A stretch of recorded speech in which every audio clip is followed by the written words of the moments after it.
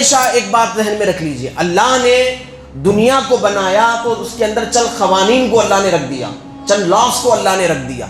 ایک ہے قاعدہ قانون، یہ ہے ایک حق ہے ایک باطل ہے۔ یہ حق اور باطل دونوں کے راستے ڈیفرنس ہے، لوکیشن الگ ہے، ڈسٹنس الگ ہے، منزل الگ ہے۔ یہ دونوں کبھی ایک جگہ جمع نہیں ہو سکتے۔ یہ فلسفہ اور یہ قانون آدم تا ایدم تک رہے گا، اول تا آخر رہے گا، صبح قیامت تک یہ قانون رہے گا۔ حق اور باطل دونوں الگ چیزیں ہیں، یہ کبھی ایک جگہ جمع نہیں ہو سکتے۔ ایک میان میں جس طرح دو تلواریں نہیں آ سکتی نا، اسی طرح حق اور باطل کبھی ایک جگہ جمع نہیں ہو سکتے۔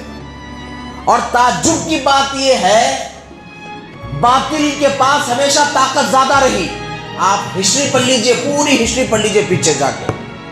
فرعون کے پاس طاقت زیادہ تھی، نمرود کے پاس طاقت زیادہ تھی، ابو جہل کے پاس طاقت زیادہ تھی، عتبہ شیبہ کے پاس طاقت زیادہ تھی، یزید کے پاس طاقت جو ہے زیادہ تھی۔ باطل کے پاس طاقت زیادہ ہوتی ہے، زور و شور زیادہ ہوتا ہے، پاور زیادہ ہوتا ہے، اور حق والے ہمیشہ کم لوگ ہوتے ہیں۔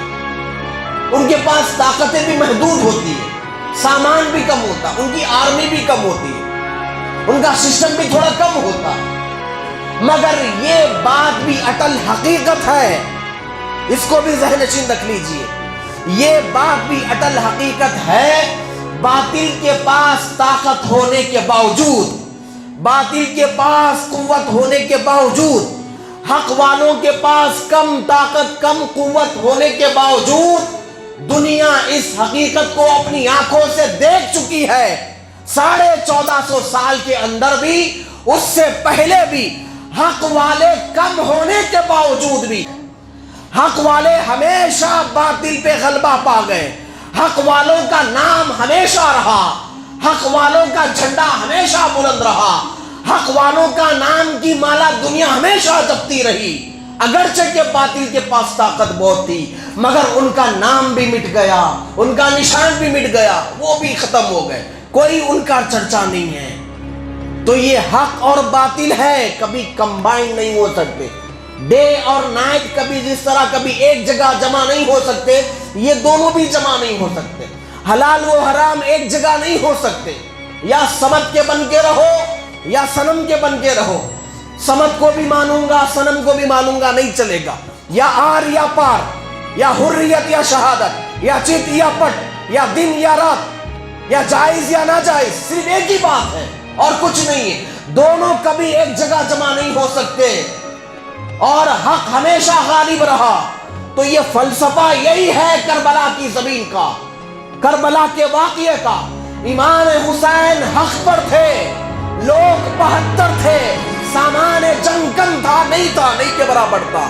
یزید کے پاس تخت تھا، تاج تھا، حکومت تھی، سپاہی تھے، آرمی تھے، گورنر تھے، 3 بر اعظموں کا بادشاہ بن کے بیٹھا تھا حضرت امیر معاویہ کے بعد۔ سب کچھ اس کے پاس تھا، مگر آج بھی اس کی خبر شام کے کسی قصبے میں کھنڈار بنی ہوئی ہے۔